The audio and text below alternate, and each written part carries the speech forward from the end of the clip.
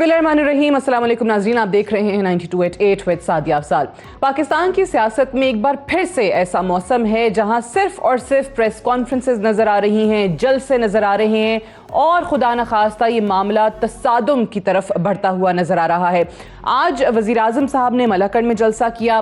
पहले तो आपको वो सुनाएंगे कि एक तो उन्होंने ऑफर की है अपने मुनहरिफ अराकीन को, ये कहा है कि अगर गलती हो भी गई है तो कोई बात नहीं, वापस आ जाए, मैं बाप की तरह हूं, मैं माफ कर दूंगा। लेकिन साथ उनको धमकी भी लगाई, उनके बच्चों को किस तरीके से स्कूलों में हरास किया जाएगा, वो कहीं शादियों में नहीं जा सकेंगे, उनके बच्चों से कोई शादी नहीं करेगा।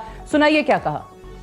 मेरे जो एमएनएस गलती कर बैठे हैं, आज मैं आपको पैगाम दे रहा हूं कि मैं आपको माफ कर दूंगा, वापस आ जाए। हम सबसे गलतियां हो जाती हैं। मैं तो जिस तरह का बाप की तरह हूं, बाप अपने बच्चों की गलतियां माफ कर देता है। खुदा के वास्ते, अपने बच्चों के मुस्तकबिल के वास्ते ये गलती ना करना। हमेशा के लिए आपके नाम के साथ लग जाएगा कि आप ज़मीर फरोश हैं। शादियों में जाना मुश्किल हो जाएगा, आपके बच्चों से लोग शादियां नहीं करेंगे। स्कूल के अंदर आपके बच्चों से बुरा भला का मजाक करेंगे, बुरा भला कहेंगे।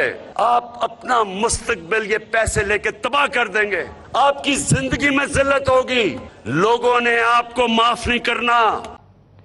हुकूमत को भी ये समझ आ चुकी है कि हमारे अरकान के अपोजिशन बेंचेस पे जाने के बाद या उनका साथ देने के इंदिया देने के बाद उनके नंबर अब उस तरीके से नहीं रहे और अपोजिशन हुकूमत को इस बारे में तनकीद कर रही है। स्पीकर साहब के किरदार पर खुसूसी तौर पे बहुत तनकीद हो रही है, ये कहकर के वो तहरीके अदम एतमाद के लिए जो सेशन था 14 दिन के अंदर अंदर बुलाने का, उसमें उसको डिले करने की कोशिश कर रहे हैं, टाइम बाय करने की हुकूमत कोशिश कर रही है और अब कौमी असम्बली का जो सेशन है वो 25 मार्च को बुलाया गया है। पहले तो जरा इस पे बात करते हैं कि आइन के आर्टिकल 54 की क्लॉज 3 के तहत 1/4 अरकान रिक्विजिशन की दरखास्त जमा कराएं तो स्पीकर इजलास बुलाने के पाबंद हैं। और आइन के आर्टिकल 54 में यह लिखा है कि स्पीकर ने 14 दिन के अंदर अंदर वो इजलास बुलाना है। ऑपोजिशन ने रिक्विजिशन जमा कराई थी 8 मार्च को। इस तरीके से जो आखिरी दिन बनता है इजलास बुलाने का वो 22 मार्च बनता है और ऑब्वियसली हुकूमत का ये मौक़िफ़ है कि OIC समिट होने जा रही है 22 और 23 को कौमी असम्बली हॉल जो है वो खाली नहीं होगा। लेकिन इस पे अगर 14 दिन के अंदर अंदर आप कौमी असम्बली का सेशन नहीं बुलाते हैं तो अपोजिशन का ये मुतालबा है कि स्पीकर साहब पे आइन शिकनी पे आर्टिकल 6 जो है वो लगाया जाए, उसमें जो सज़ा लिखी है वो उनकी होनी चाहिए। क्योंकि तहरीक जमा होने के बाद स्पीकर जो है वो कम से कम 3 और ज़्यादा से ज़्यादा 7 दिनों पे उसमें राय शुमारी कराने का पाबंद भी है, यानी वोटिंग जो है वो विदिन 7 डेज हो जानी चाहिए। एक तो इस पे बात करेंगे कि हुकूमत ये कह रही है कि अगर ये पॉसिबल ही नहीं है तो क्या किया जा सकता है और 25 मार्च को फिर क्या होगा उसका जिक्र भी करेंगे। कल ऑपोजिशन की तरफ से एक धमकी आई थी कि देखते हैं कि OIC कैसे होती है, कैसे यहाँ पर लोग आते हैं, हम कौमी असम्बली में धरना देकर बैठ जाएंगे। क्या ऑपोजिशन को कहीं से फ़ोन कॉल्स आए हैं? क्या ऑपोजिशन ने अपना मौक़िफ़ किसी के कहने पर तब्दील किया है? वज़ीर दाखिला शेख रशीद क्या कहते हैं इस बारे में, सुनिएगा।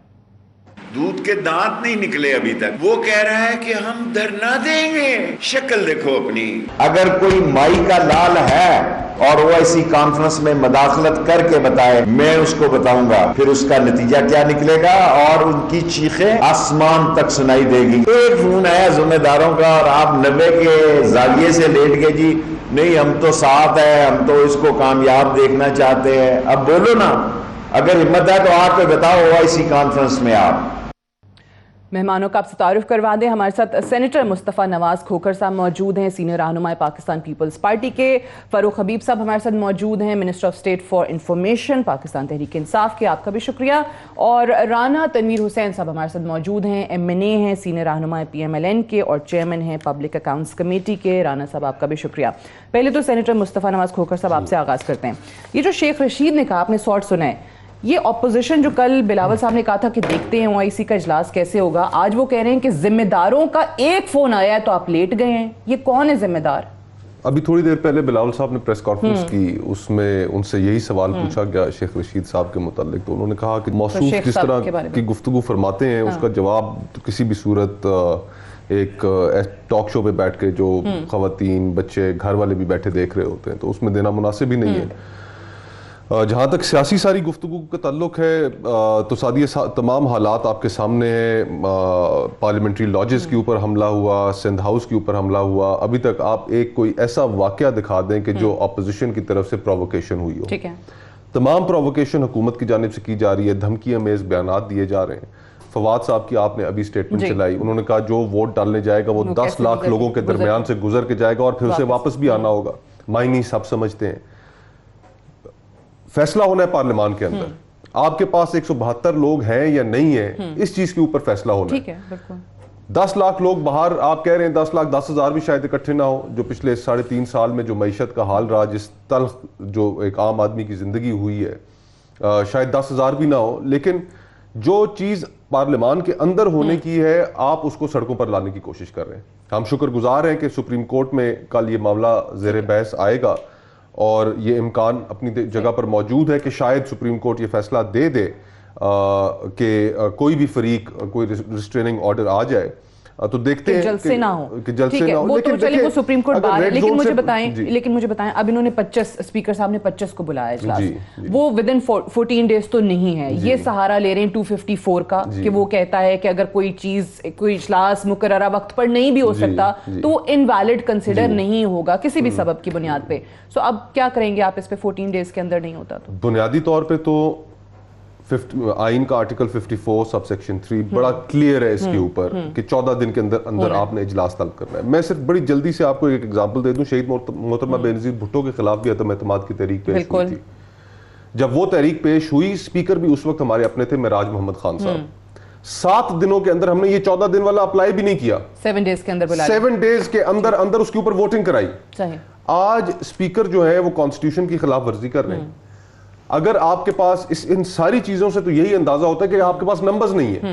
अगर आपके पास वोट मौजूद है, अगर आपको अपने ऊपर एतमाद है, यकीन है अपने मेंबरान के ऊपर, तो आप इजलास बुलाएं, कल बुलाएं। दूध का दूध और पानी का पानी हो जाएगा। फरूख हबीब साहब, बुनियादी तौर पे तो ये खौफजदा है, भाग रहे हैं इस चीज। आप लोग सब इमरान खान साहब, वजीर आजम साहब समेत इनको चैलेंज किया करते थे कि लाएं ना, दम है तो लाएं तहरीक अदम एतमाद। अब वो ले आए हैं तो आप लोग सेशन ही नहीं बुला रहे। कोई बात नहीं, सेशन भी हो जाएगा, लेकिन पहले बुनियादी तौर के ऊपर तो मुझे जरा बात करनी है। 14 डेज के अंदर नहीं ना बुलाया। मैं बताता हूँ आपको, उसकी रीजंस भी बता देता हूँ आपको। वो आपके सामने है कि OIC का जो है वो इजलास हो रहा है और उससे कबल जो है ये तकरीबन कोई, ये मेरे सामने पड़ा हुआ है, 21 जनवरी को मोशन पास हुआ था कि 22-23 को पार्लियामेंट, ये जो हफ्ता गुजर गया, सुन लें, पार्लियामेंट में इजलास होगा। उसी सिलसिले के अंदर पूरी कौमी असम्बली में, मैं आज खुद देख कर आया हूँ, उससे पहले मुझे भी जाने का मौका नहीं मिला, पूरी असम्बली जो है वो रेनोवेट की गई है। अच्छा। जो हमारे OIC का इजलास हो रहा है आने वाले मेहमानों के लिहाज से, ये भी जब जाएंगे ये जाकर अपनी आइज लॉबी देख लें,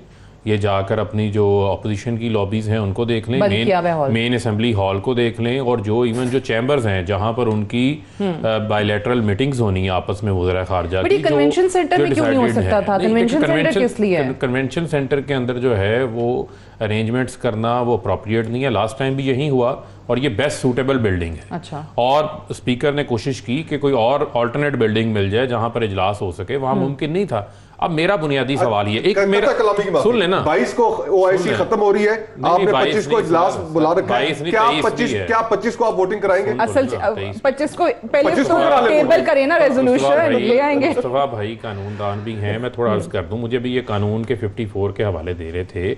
मामला ये है कि जिस दिन इजलास होगा उस दिन इजलास के मौका के ऊपर आपकी जो एक रुकने कौमी असम्बली है ख्याल जमान साहब, वो वफात पा गए और आपके स्पीकर साहब कहते हैं कि मेरे पास पावर्स हैं, मैं जितने मर्जी अरसे के लिए एडजर्न कर दूं। आप मुझे सादिया जरा बता लें, इनको जरा प्रोसीजर समझा लेने देना। मसला ये है कि वो उनकी फातिहा खानी होगी, उसके बाद जब भी आपका इजलास होगा उसमें आपने मोशन पेश करना है, पढ़ के जो है वो उस पर आएगी। उसके 3 दिन के अंदर नहीं, एटलीस्ट 3 दिन के बाद और 7 दिन के अंदर आपने वोटिंग करवानी है। वो तमाम प्रोसेस फॉलो होगा। मेरा तो सवाल अब मेरा सवाल है, मोशन इनको टेबल करने देंगे? 25 के सेशन में टेबल करने कोई एतराज नहीं है, करने देंगे। फातिहा खानी के बाद एडजर्न तो नहीं कर देंगे? मुझे आप ये बताएं कि रवायात के हैं, जिन रवायात का ये हमें बताते हैं, अगर एडजर्न होता है 26 को दोबारा इजलास हो जाएगा, 26 को दोबारा इजलास हो जाएगा, 26 को हफ्ता है। चलो देखें, ये तो स्पीकर ने फैसला करना है ना। जो मेरा बुनियादी, अगर अच्छा मेरा सवाल तो सुन लेना, आप मेरा सवाल नहीं सुन रहे। देखें, मेरा बुनियादी सवाल आपसे ये है कि आपको डेस्परेशन किस चीज की है। आपको इतने कॉन्फिडेंट है कि आपके नंबर्स पूरे हो गए हैं तो आप सुन लेना, आप मुनर्रफ अरकान को भी दिखा रहे हैं, आप ठीक उनको है, कहते हैं खच्चर हैं, घोड़े हैं, गधे हैं, बेशरम है, अब कहते वापस आ जाओ, तो आपके पास नंबर पूरे नहीं है ना। अगर ये जमीर फरोशी करेंगे, सिंध हाउस को नीलाम घर बनाएंगे, ये कहते हैं सिंध हाउस में हमला हो गया, ये जो स्पेशल सिक्योरिटी यूनिट बना रखा है इसका इस्लामाबाद में क्या काम है? क्या ये इस्लामाबाद के ऊपर हमला नहीं है? इंसारुल इस्लाम पार्लियामेंट लॉजेस में नारे मारते हुए घुस जाती है, जहां पर पार्लियामेंटेरियन, उनकी फैमिलीज, मिनॉरिटीज रहती हैं, बावर्दी डंडा बरदार फोर्स का वहां क्या काम है? वो पार्लियामेंट लॉजेस पर हमला नहीं है। ये हमले नजर नहीं आते। उसके अलावा जो कल OIC के मुतालिक बयान दिया गया, ये मैं समझता हूँ गैर जिम्मेदाराना था, और ये मैं समझता हूँ कि अपने से बढ़ के बात की गई। यही वजह है कि चंद घंटों में नया लामिया आ गया, नया लामिया आ गया। जो जिम्मेदारों की बात की है वो पता नहीं कौन से जिम्मेदार हैं। देखें तो फिर बात आप करें ना, आपको पता होना चाहिए कि आपका साइज क्या है। आप अपने साइज से बढ़ के जब आप अपने मुंह से बात करेंगे तो फिर उसके रेप्लिकेशंस भी सामने आएंगे। ठीक है, चलें। और OIC देखें, जहां कौमी मुफाद है वहां पर जाती मुफाद के ऊपर सब्र कर लेना चाहिए। हुकूमत का इवेंट नहीं, वो पाकिस्तान का इवेंट है, वो तो होना ही होना है। लेकिन ऑब्वियसली पहले हो जाता ना, जैसा इन्होंने कहा 7 डेज के अंदर बुला ली थी, तो आप ना इंतजार करते 23 मार्च का या OIC का। आपके नंबर पूरे थे, आप ले आते। राना साहब ये डिले करने का और 25 मार्च को जो सेशन कॉल किया है, अभी तक तो यही लग रहा है ना कि फातिहा खानी करेंगे, और फिर स्पीकर साहब खुद कह चुके हैं कि मेरे पास पावर्स हैं, मैं इंडेफिनिट पीरियड के लिए एडजर्न कर सकता हूं। तो उसके बाद फिर जो इरादा है इनका कि जी रमजान और ईद गुजर जाए और उसके बाद ही देखेंगे, ये पॉसिबल है? और अगर ये करते हैं तो फिर आप लोग जाएंगे क्या अदालत स्पीकर साहब के खिलाफ, क्या करेंगे? देखिए सादिया, पहले तो मेरा हाल ये आपस में दोनों से फैसला करा लेना था आपने, मैं तो सुनता रहा हूँ। लेकिन बात यह है कि इसमें कोई शक है किसी को, किसी गांव के एक आम आदमी के पास जाएं तो वो कहते हैं कि इनकी अक्सरियत नहीं रही, ये हार गए। और ये हारे हुए लोगों के एक तरह के वो कर रहे हैं जो इस वक्त अपनी मिस यूज अथॉरिटी कर रहे हैं या वायलेशन कर रहे हैं कॉन्स्टिट्यूशन की आर्टिकल्स की। ये पहली असम्बली है, ये तो फ़र्क हबीब साहब कहते हैं ना जी के मतलब ये तो पहली दफ़ा असम्बली में आए हैं, बहुत तजर्बाकार हैं, बहुत ज़बरदस्त बात भी कर लेते हैं। लेकिन ये पहली असम्बली है जिसमें डे 1 से हर तरह की वायलेशन हो रही है, हर तरह की रूल्स रेगुलेशन को उस पर अमल नहीं किया जाता। और बारहा हमारी अपोजिशन के अंदर बात हुई है कि स्पीकर के खिलाफ वोट और नो कॉन्फिडेंस मूव किया जाए, क्योंकि ये पार्टी बन चुके हैं और ये कस्टोडियन ऑफ द हाउस नहीं है। लेकिन हमने एक रिस्पेक्ट के तौर पे इसको थोड़ा अवॉइड करते हैं। फिर क्यों नहीं किया स्पीकर के खिलाफ, क्यों नहीं आप नो कॉन्फिडेंस मोशन? हम ऐसी ऑपोजिशन ने फैसला नहीं किया अभी, रवायत नहीं डालना चाहते कि बात पे हम समझाते रहे और हमें यकीन दानी कराते रहे। क्योंकि मैं आपको एक थोड़ा सा टाइम अगर आप दें, क्योंकि आपने दोनों की बात सुनी, जब डिप्टी स्पीकर के खिलाफ vote of no confidence move किया है तो उसमें भी ये बात हुई, तो इन्होंने हमें कहा कि जी वो तमाम लेजिस्लेशन जो उसने डिप्टी स्पीकर ने पास करवाई थी वो आपको पता ही है, वो पढ़ता भी नहीं था, पास है। ये क्या तमाशा इन्होंने असम्बली को बना दिया है। अब ये वोट ऑफ नो कॉन्फिडेंस आ गया, जो इन्होंने बातें की, जिस तरह इन्होंने बढ़के मारी, जो ये सारे करते रहे ये मामला, तो अब ये रास्ते निकाल रहे हैं टेक्निकल ग्राउंड पे। अब मुझे बताएं, अगर OIC की मीटिंग 22-23 को है, या छोड़े असम्बली को जो इन्होंने सत्यानाश किया, मुझे पता जो इन्होंने किया है, वो कितने पैसे थे, किधर गए हैं, वो उसका हिसाब हो जाएगा। लेकिन मसला ये है कि असम्बली का 22-23 को था, तो अगर असम्बली नहीं तो कोई और सेनेट भी अवेलेबल था, फिर कन्वेंशन सेंटर अगर वहाँ पे करानी थी OIC जरूरी थी, वहाँ पे सिक्योरिटी भी है, नीचे उतर के वहीं पे अटेंड कर लेते थे। लेकिन चले कन्वेंशन सेंटर में हमें ले जाते, फिर उससे पहले जो असम्बली जो हैंड ओवर हुई है, पहले बताया गया हमें कमेटी में आके कि 12 को ये करेंगे, फिर उन्होंने 15 को हमने हैंड ओवर कर दी है। 15 के बाद किसी दिन भी ये बुला सकते थे, लेकिन इन्होंने जानबूझ के ये सारा 21 पे लाए और आज इन्होंने ये दे दिया है। अब मैं बताऊं, आप कहते हैं स्पीकर के खिलाफ या अदालत, मैं ऑनेस्टली बता रहा हूँ, ये आग से खेल रहे हैं, ये गेम हार चुके हैं, ये हारे हुए खिलाड़ी इस वक्त गंदा माहौल को कर रहे हैं। ये जो गुफ्तगू कर रहे हैं शेर शीद या फवाद, या ये शेर शीद को मैं नहीं जानता, मैं इसको 85 से जानता हूँ ये चीज क्या है। ये तो पाँव पकड़ने वाला आदमी है, जो पाँव पकड़ लेगा। एक दफा पकड़ा गया था तो रोता था रात दिन कलाशनकोव में, पीपल्स पार्टी ने बेनजीर साहबा ने इसको पकड़ा था। तो ये तो अपनी जुबान का खाते हैं बातों का। ये इमरान खान के साथ ये खड़ा होगा, इमरान खान के साथ मैं आपको बताऊं ये मांगे तांगे के इन्होंने ये चलिए ठीक है, आपको नहीं लगता राइट? नहीं सादिया मेरी बात सुन ले, मैं मुझे एक ब्रेक लेने दीजिए। आपने जो कहा ठीक है, लेकिन इसमें सारे में सवाल ऑब्वियसली एक अपोजिशन को ये पता था, स्पीकर साहब के हवाले से वो डे 1 से कह रहे हैं कि वो जानिबदार हैं और उनके खिलाफ ये भी हम सुनते आए कि अदम एतमाद की मोशन आएगी, लेकिन नहीं आई। तो क्या स्पीकर साहब के हवाले से या डिप्टी स्पीकर के हवाले से अगर ये इकदाम पहले हो जाता और उसके बाद वज़ीर आज़म के खिलाफ नो कॉन्फिडेंस मोशन आती तो क्या वो बेहतर होता? बात करेंगे एक ब्रेक के बाद।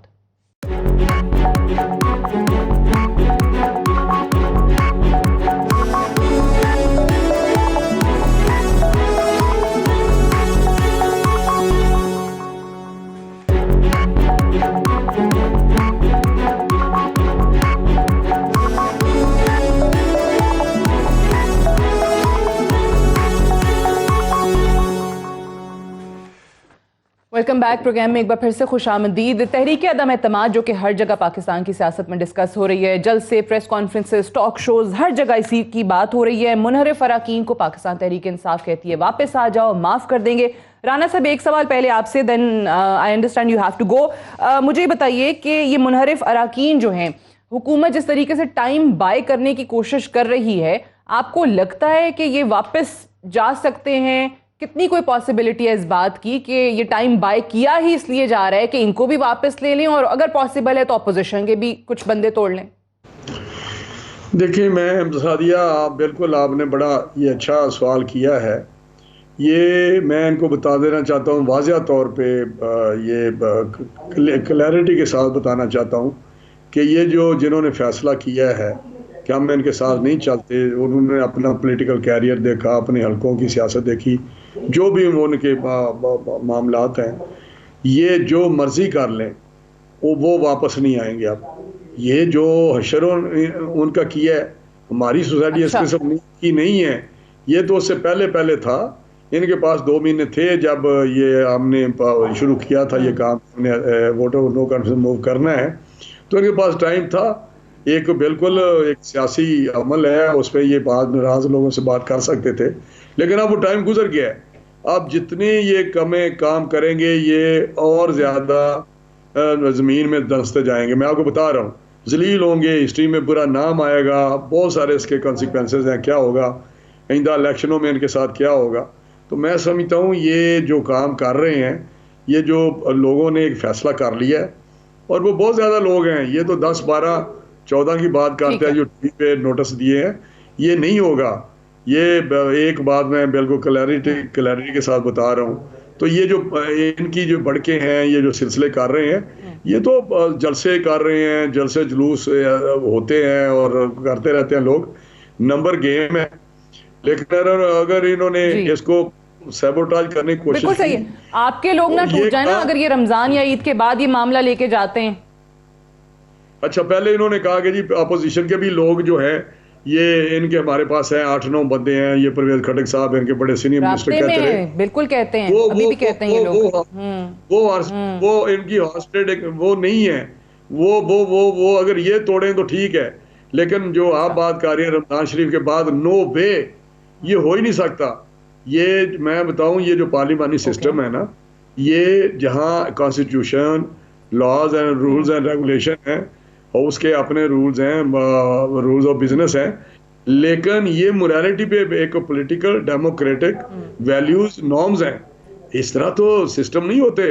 अगर आप इनसेंसिटिव हो जाएं टूवर्ड्स जो रिक्वायरमेंट है एक पॉलिटिकल डेमोक्रेटिक और पार्लियामेंट्री सिस्टम के लिए, तो आप इस तरह नहीं चल सकते। You are not a king, you are not even dictator, आप एक इलेक्टेड बंदे हैं। समझ आ गई है ना? लेकिन आप लोग देखें, आपकी पार्टी या मुस्तफा साहब की पार्टी, आप लोग तो डे 1 से ही कह रहे हैं। एक छोटी जी बात सुन, फरमाइए। अब ये इसको समझ आ गई प्राइम मिनिस्टर को कि 172 से प्राइम मिनिस्टर इन लोगों ने बनाया है, उन्होंने उतार के बाहर फेंक मारा है।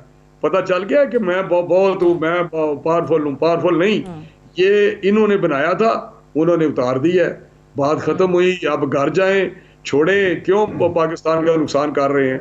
ये इतने मुहब्बे वतन है, बड़े यहाँ पे हुए हैं अदम एतमाद के आए हैं प्रोसेस, पंजाब में भी हुए हैं। वाइस साहब का हुआ था जब हमारी गवर्नमेंट थी, इधर बेनजीर साहबा के खिलाफ हुआ था, स्मूथली होते रहे हैं। कोई फेल हो गया, कोई पास हो गया, तो ये एक हिस्सा है उसका जो हमारा सिस्टम है, जिसको कॉन्स्टिट्यूशन इजाज़त देता है कि आप ये काम करें कि अगर आप you loss the majority of the house तो आप एक साइड पे हो जाएं, आप अपोजिशन में बैठें। लेकिन ऑब्वियसली वो मोरालिटी की बात, या वो हम सियासत में ऑब्वियसली वो वजीर आजम साहब जब ऑपोजिशन में होते थे तो वो इन लोगों को कहाँ कब जलसे करके कहते थे कि ये हो गया है, किसी और मुल्क में होता तो इस्तीफा दे देते। वो अब नहीं है ना उस तरीके से चीज़, ठीक है। लेकिन मुस्तफा खोखर साहब एक बात बताएं कि ये स्पीकर साहब के हवाले से या डिप्टी स्पीकर के किरदार के हवाले से आप लोग डे 1 से बात कर रहे हैं, PMLN भी, आप भी, तो इनके खिलाफ क्यों नहीं आई कोई तहरीक अदम एतमाद? हमने पिछले हफ्ते खबरें सुनी कि आप ले आएंगे तहरीक अदम एतमाद, तो ऑब्वियसली ये चेयर नहीं कर पाएंगे सेशन, और शायद सेक्रेटरी नेशनल असम्बली चेयर करे। बुनियादी तौर पे सादिया, जो स्पीकर के ओहदे को समझने की भी ज़रूरत है कि उसको हम जब कस्टोडियन ऑफ द हाउस कहते हैं तो उसका मतलब ये होता है कि वो पूरे हाउस का अमीन है, और उसमें उसका ताल्लुक या झुकाव ना ऑपोजिशन की जानिब होना चाहिए ना हुकूमत की जानिब होना चाहिए।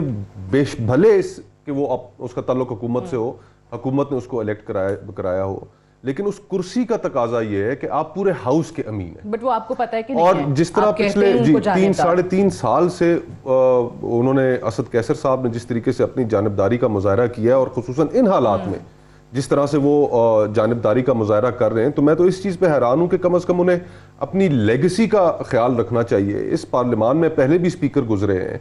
आपकी मैं तवज्जो दिलाना चाहूँगा कि यूसुफ रज़ा गिलानी साहब जब स्पीकर थे तो उस वक्त अपोजिशन के कुछ लोग जो थे वो जेल में थे और उनके प्रोडक्शन ऑर्डर्स का इशू था, तो उन्होंने आगे बढ़कर हुकूमत की उस वक्त नाराजगी भी मोल ली, लेकिन उन्होंने अपना किरदार बतौर स्पीकर अदा किया। तो तवक्को हमेशा यही की जाती है।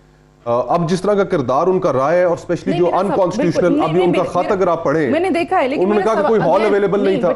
ऑपोजिशन से अगेन सवाल यही है ना कि आपको पता है, आप कहते हैं बकौल आपके कि जानिबदार हैं, वो आइन शिकनी करते हैं, ऑपोजिशन को मौका नहीं देते हैं, तो फिर आपको तो सबसे पहले इनको निकालना चाहिए था। जी बिल्कुल, उनके खिलाफ अदम एतमाद लेकर आनी चाहिए थी, लेकिन हम ये समझते हैं ताकि वो होते ही ना सीट पे, और ये वाला काम भी ना होता कि 14 दिन नहीं बल्कि ज्यादा टाइम लेके वो इजलास बुला रहे हैं। लेकिन उसमें फिर ये बात ज़ेरे बहस आई थी। अच्छा। और उसमें फिर एक और नुक्ता जो सामने आया वो ये था कि अगर हम स्पीकर साहब के खिलाफ अदम एतमाद पेश करते हैं, उसकी कामयाबी का हमें पूरा यकीन था, ठीक है, कि उसके कामयाब हो जाने के बाद वजीर आजम ने फौरन असेंबलियां तोड़ना या किसी और तरफ बढ़ने की कोशिश करनी थी, क्योंकि उन्हें पता चल जाना था कि हाउस में उनके पास मेजॉरिटी नहीं रह गई। तो वजीर आजम के खिलाफ जब आ जाए तो फिर वो असेंबलियां भी नहीं तोड़ सकते। तो इसीलिए हमने पहले वजीर आजम के खिलाफ की ताकि उनकी जो ऑप्शंस हैं वो खत्म होती जाएं। ये शतरंज का एक खेल है, हमने उनकी वो ऑप्शन सारी खत्म की हैं, और अब मौका ये आ गया कि अब जो पिछले हफ्ते 10 दिनों से वो गुफ्तगू कर रहे हैं,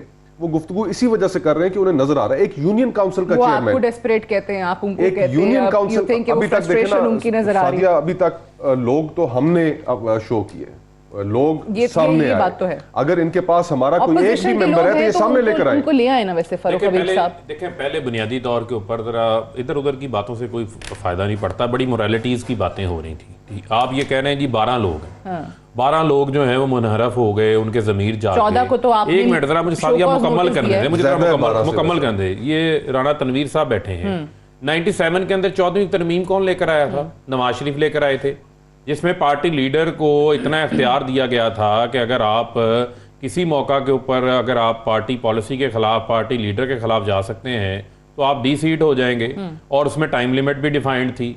उसके बाद मिसाके जमहूरियत के अंदर ये बात हुई थी कि खरीदो फरोख्त के ऊपर जो है बैन लगेगा और ओपन एंड ट्रेसेबल बैलेट होगा, उससे भी ये भागे। ये क्यों भागते रहे? क्योंकि छांगा मांगा की मंडी इमरान खान ने नहीं लगाई थी, वो मियां नवाज शरीफ ने लगाई थी इस मुल्क के अंदर। ब्रीफ केस का रवाज, टेलीफोनों के ऊपर ब्लैकमेल करके फैसले लिखवानों का रवाज, ये तमाम अखलाकियात का सियासत में ज़मीर फरोशी का रवाज ये नवाज शरीफ ने डाला हुआ है, और इससे कोई ढका छुपा नहीं है। आज अगर ये कहते हैं, आज अदम एतमाद ले आए हैं, ये इतनी ज़मीर जाग गए ये मुझे बताएं, उन्हें कहते रिजाइन करें। आज जो टिकटों के दावे कर रहे हैं उनको लड़ा लेते, उनके हलकों से अपनी टिकटें देके। एक सवाल करूं? एक मिनट नहीं, सवाल नहीं, मेरा ये सवाल है सादिया, मेरा ये सवाल है नहीं, मेरा, मैं आपको बड़ी इंपॉर्टेंट बात बताऊं, आपने सबकी बड़ी तफसील से बात सुनी, आपकी भी सुन रही हूं, मुझे 15 सेकंड दे दें, मुझे 15 सेकंड दे दें।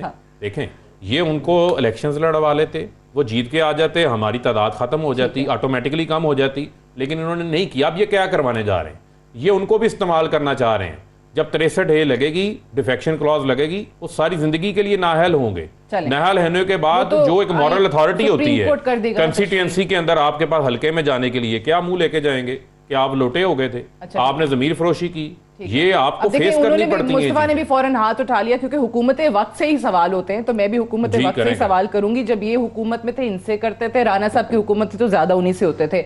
मुझे ये बताएं कि आप इनको लोटे कह रहे हैं, जो पंजाब वाले MPs जो आप लोगों की साइड पे आ गए हैं वो भी लोटे हैं, उनको भी आपने कहा है कि जाओ पहले नून लीग से इस्तीफा दे दो और फिर आके देख लेते हैं। मुझे आप ये बताएं कि उनके बारे में इन्होंने क्या क्या जुबान इस्तेमाल की, वो क्या ढकी छुपी है?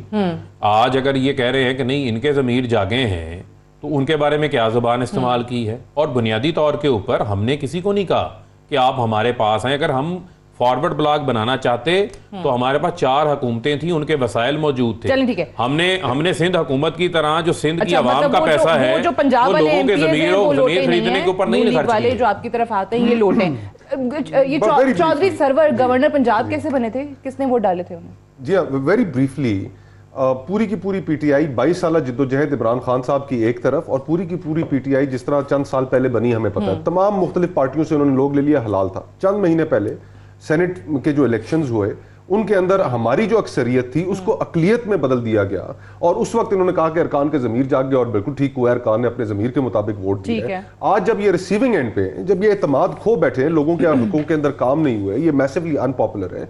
और हकीकत इस वक्त सादिया ये है कि इनका जो पॉलिटिकल बैगेज है वो इतना ज्यादा है कि कोई ना एस्टैब्लिशमेंट और ना अवाम और ना इनके अपने लोग वो उठाने के लिए तैयार है। असल हकीकत ये है कि उस बैगेज के अब कॉन्सिक्वेंसेस हैं। आप लोग बार बार कहते हैं कि वहां से न्यूट्रल हो गए हैं, तो शायद वो गुस्सा है। आप लोग बार बार ये इशारा करते हैं असल गुस्सा ही इनको ये है, असल गुस्सा ही इनको ये है। हम तो चाहते हैं कमेंट ले ले, उनका फिर ब्रेक आ जाएगी। देखिए ये जो तासुर देने की कोशिश करते हैं, ऐसा हरगिज नहीं है, और 27 मार्च को इनको पता चल जाएगा, और जब भी इंतखाबात होंगे उस वक्त भी इनको पता चल जाएगा।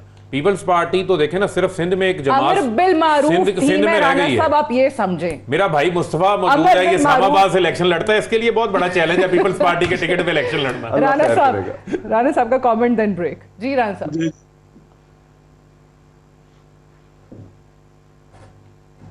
आवाज नहीं आ रही, आपकी आवाज नहीं आ रही। जी राणा साहब, आपको आवाज आ रही है? मैं कह रही हूँ 27 को एक तो वो कहते हैं पता चल जाएगा, लेकिन मैंने कहा कि इसमें जो थीम है ना वो देखें आप, अमर बिल मारूफ, पूरा इन्होंने वही अनन मुनकर नहीं लगाया, नहीं तो वो भी लग जाता। नहीं, मुझे बताएं सादिया, ये जो कर रहे हैं ये सिस्टम से, आइन से, वो सोसाइटी की वैल्यू से, पार्लियामेंट्री नॉर्म से नहीं खेल रहे, ये मजहब के साथ भी खेल रहे हैं। पहले इन्होंने रियासत मदीना का नारा लगाया, और जो रियासत मदीना के इन्होंने हशर किया, मैं समझता हूँ कि आखिरत में ये क्या जाकर जवाब देंगे, उसका भी इनको खौफ नहीं है कि हमने यहाँ से जाना है, कब्र में जाना है, आगे जाके हिसाब भी देना है। ये नॉट लेस दैन कि ये झूठ शूट नहीं, वो झूठ चलो बोलते हैं, ये यू टर्न लेते हैं, जो जो झूठे वादे किए। रियासत मदीना का नाम इन्होंने एक्सप्लॉइट किया और लोगों को ये दिया। अब इनको ये याद आ गया, अमर बिल मारूफ। यार खुदा के लिए सबसे पहले तो आप पे ये चीज़ें लागू होनी चाहिए कि आप सर से पांव तक नहीं करते हैं तमाम वैल्यूज़ की, तमाम टीचिंग की, इस्लाम की, और आप उसको इस्तेमाल करना शुरू कर देते हैं। आप, मैं इस पे क्या कमेंट करूं, मैं किसी पे फतवा तो नहीं दे सकता, लेकिन इनका हशर होने वाला है जो ये चीज़ें करते हैं। मैं समझता हूँ ये वही है, वो लॉ ऑफ नेचर। हम अभी आजकल तो यही सियासत में सुन रहे हैं, आप कहते हैं इनका हशर होने वाला है, कहते हैं 27 को हम दिखा देंगे कि किसका हशर होता है। बहरहाल इनका हशर होने वाला है, हशर होने वाला है। Thank you so much Rana साहब फॉर ज्वाइनिंग अस। एक ब्रेक लेंगे, ब्रेक से वापस आएंगे। मुस्तफा खोकर साहब, फरूख हबीब साहब हमारे साथ मौजूद हैं। डिस्कशन को यहीं से आगे बढ़ाएंगे right after this short break. Stay tuned.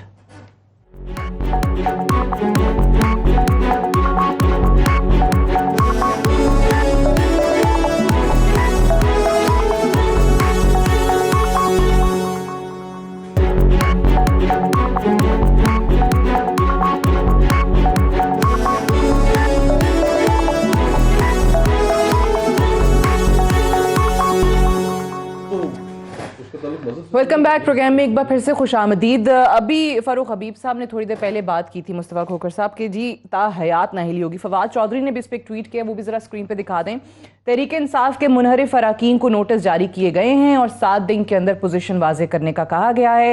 1 हफ्ते बाद उनकी नशस्तों को खाली करार देने की कार्रवाई होगी और तमाम अराकीन ता हयात नाअहल होंगे। मखसूस नशस्तों पर नए मेंबरान नामजद किए जा रहे हैं। ये 63A तो डिफेक्शन के बाद होता है और इलेक्शन कमीशन डिसाइड करता है। देखिए इस वक्त जितनी इनकी ये स्टेटमेंट्स वगैरह दे रहे हैं, ये सिर्फ और सिर्फ इसलिए है कि ये उन मेंबरान को जिन्होंने बगावत की है, जो इनके साथ नहीं अपना सियासी मुस्तकबिल देखते, उनको डराएं। अच्छा, ये आपके साथ रहेंगे वैसे? लेकिन कानूनी जो चाहे जितना मर्जी टाइम ये बाय कर लें, जितना मर्जी टाइम, वो नहीं जाएंगे। मैं आपको बताऊं, मैं तो उन लोगों से मिला भी हूं और जिन लोगों ने आकर टीवी के ऊपर अपने इंटरव्यूज दिए हैं उनको आप साइड पर रखें। एक साहब थे, एक साहब थे, उनसे जी हाँ बिल्कुल पिए, मेरे दोस्त हैं नूर आलम साहब, मेरे भाइयों की तरह मेरा उनसे ताल्लुक है। आप क्या चाह रहे हैं? आप क्या चाह रहे हैं? सेल्फी भी बनाइए उनके साथ, क्यों ना बनाए? आपसे मेरा ताल्लुक है, तो आपने गुजरते हुए देखा है लगता है। वक्त आजिद मैं आपको छोड़ दूंगा कमालों की। जासूस तो उनके भी फिर नहीं, ओपनली उन्होंने अब खुद नूर आलम साहब ने अपनी वो सेल्फी ट्वीट की है कॉफी पीने उनके साथ। लेकिन मुस्तफा भाई ने जो है ना ये सेल्फी को 3 साल बाद बनाई है, हालांकि ताल्लुक इनका बड़ा पुराना है। अच्छा, गुजारिश ये, अब एक ऐसे MNA इनके कॉलीग हैं, मैं उनका नाम नहीं लूंगा, मेरी उनसे बात हुई, वो उन्होंने आके अभी इंटरव्यू नहीं दिया, उन्होंने कहा मुस्तफा भाई मैं दोनों हाथ खड़े करके वहां पे वोट दूंगा। अच्छा, हुकूमत, क्योंकि लोग इतने तंग आ चुके हैं और कानूनी पोजीशन आशा गुलालई साहिबा का एक केस मौजूद है, मुझे कोई इख्तियार नहीं है स्पीकर साहब के पास, कोई इख्तियार नहीं है वजीर आजम साहब के पास, ये इख्तियार है इलेक्शन कमीशन के पास। कानूनी पोजीशन बिल्कुल वाज़ेह है। वैसे 63A तो यही कहता है ना कि देखिए आपने शो कॉज नोटिस जारी करना है, वो उनको जारी हो जाएगा, स्पीकर इलेक्शन कमीशन को भिजवाएगा। साथ सुन ले, देखें 2 चीजें, बड़ा आसान काम है ना। कानून क्यों बनाया जाता है? कानून बनाया जाता है जुर्म की, क्राइम को रोकने के लिए। और कोई बंदा बंदूकें लोड करके आपके ऊपर तान के खड़ा है और वो कह रहा है कि मैं बस आपको फायर करने या गोली चलाने के लिए तैयार खड़ा है, लेकिन मैं इंतजार करूंगा उस वक्त जब वो आपको मार देगा, तब मैं 302 की FIR दर्ज करूंगा। बट आपके आईन में यही लिखा है ना। सुन तो लेना, देखें उसकी तशरीह भी हो जाएगी। बुनियादी तौर के ऊपर क्या मामला है? बुनियादी तौर के ऊपर मामला ये है कि अगर मुस्तफ़ा साहब होते और ये किसी जमात से लेकर आते, इनका इख्तलाफ हो जाता, तो मुझे तो ये उम्मीद है कि मुस्तफ़ा कहते कि मैं रिजाइन करता हूं, मैं अपने ऊपर जाके कोई दाग नहीं लेना चाहता कि जिनके वोट से मैं आया हूं उन्हीं के खिलाफ जाकर जो है वो मैं नो कॉन्फिडेंस कर दूं। जो आज़ाद अरकान है उनका केस और है, आज़ाद जीत के आए शामिल हो गए। अब जो लोग PTI के वोट्स पे मुंतखब होकर आए हैं, उनको आप जो मर्जी कहें, नहीं, जो PTI के वोट्स पे मुंतखब होकर आए हैं, उनके बच्चों को जैसे हरास करने की बात उन्होंने की है, शादियां नहीं करेगा कोई, स्कूलों में देखना सादिया मुझे आप ये बताएं, एक मिनट सादिया, हम बड़ी सतही बात करते हैं, मुझे आप ये बताएं, यही बात अगर वेस्ट में हो रही होती तो लोग इल्जाम लगता है खुदकुशियां कर लेते हैं, लोग जो हैं वो बाहर नहीं निकलते, पूरा माशरा उनका बायकॉट कर देता है। मुझे ये बताएं, चले बाकी कहते हैं हमारे हल्के हैं, अब मुझे बताएं ये जो रिजर्व सीट्स पे आई हैं या रमेश कुमार आए, इनका कौन सा हल्का था? ये तो डायरेक्टली नॉमिनेटेड हुए हैं, ठीक है, इनका क्या मामला था? देखें मामला है, पैसा तो चला है, नोटों की चमक भी है, और माजी में बिल्कुल भी नहीं चला। आपके सबूत हैं? अच्छा मुझे ये बताएं, जो माजी में वीडियोस आई थी, जो गड्डियां लोगों ने आके टीवी के ऊपर कहा, जो एम्बेसी, सुन लेना, जो एम्बेसी रोड पे किसी के घर में बैठ के गड्डियां गिन रहे थे और पैसे भर रहे थे, वो किसी से ढके छुपे हैं। और मुझे बताएं कि इन्होंने क्यों मिसाके जमहूरियत के ऊपर अमल दरामद नहीं किया था, ओपन एंड ट्रेसेबल बैलेट क्यों नहीं किया था? वो इनको सूट करता है। जो मेरी बात सुनिए, मेरी जो जनराकीन से बात हुई, वो कुरान पे हाथ रख के बोल रहे हैं, उनका मैं क्या करूं? उस वक्त भी हलफ उठाए थे लोगों ने, क्या बात करते हैं, ये काम कर सकते हैं। नहीं, नजीब हारून, अच्छा नजीब हारून इमरान खान के साथ ही खड़े हैं और वो आपके साथ आ गए, उन्होंने नूर आलम रिचेस्ट पार्लियामेंटियन, नजीब हारून, लोग कुरान सामने रख के कह रहे हैं। अच्छा वैसे ये बात सही है, जो बिलियनियर्स हैं उनको वैसे क्या जरूरत है? एक रुकन सुन लेना सादिया, बड़ी मजे के लतीफे भी है ना।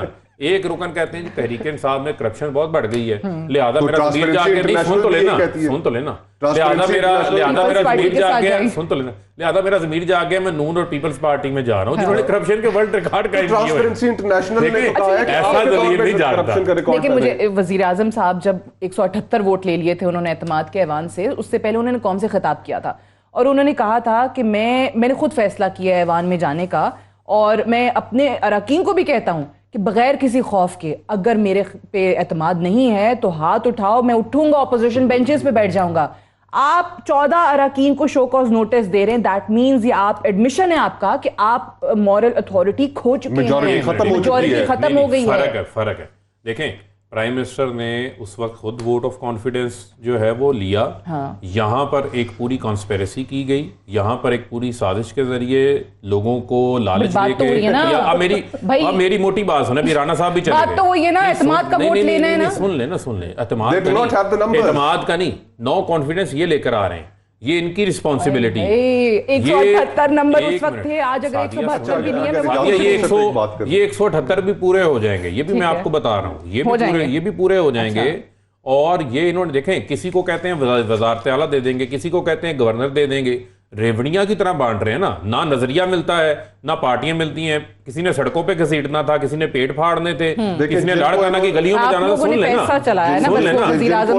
आज इमरान खान के खिलाफ वजह क्या है? जिनको इन्होंने चोर डाकू कातिल कहा उनको साथ बिठा लिया, ये ठीक है, वजारत आला दे रहे हैं। अच्छा, गुजारिश ये है कि अभी हमने इस पूरे प्रोग्राम में हमने इत्तेहादियों के ऊपर बात नहीं की, इत्तेहादियों की स्टेटमेंट्स आप सुन लें। अब बड़े मोहतरम है चौधरी परवेज इलाही साहब, बड़ी सियासी उनका कद काट है, एक जमात के सरबराह हैं, क्या वो इनके तर्ज हुकूमत से मुतमईन है जो गुफ्तगू उन्होंने की?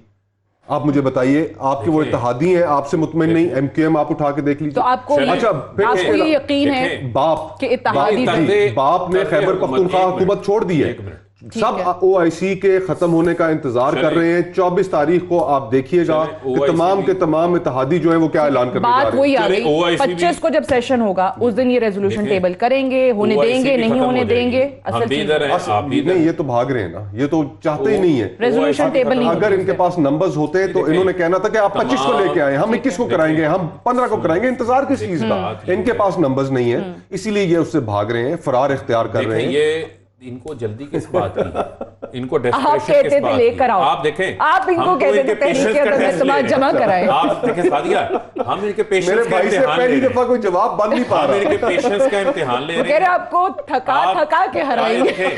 डेस्परेशन इतनी हो गई है, यूनियन काउंसिल का चेयरमैन इतनी हो गई कि काम पे टांगना शुरू हो गई। यूनियन काउंसिल का चेयरमैन भी इस तरह नहीं करता, वो कहता है कि मेरे काउंसलर मेरे मुखालिफ हो गए तो मैं नहीं रहूंगा। नहीं, लेकिन यहाँ पर देखें बुनियादी तौर के ऊपर क्या मामला है, आप अपना वो भी शौक पूरा कर लीजिएगा, आप अपना शौक पूरा कर लीजिएगा। कप्तान को तो स्पोर्ट्समैन हम भी इधर है, करना चाहिए। कप्तान आपको थकाना चाहता है, इंतजार कराओ, कप्तान पिच पे लेट गए, कहते हैं कि नहीं मैंने किसी को नहीं खेलने देना। असल मसला ये है कि इन्होंने कभी जो है वो टेस्ट मैच नहीं देखा।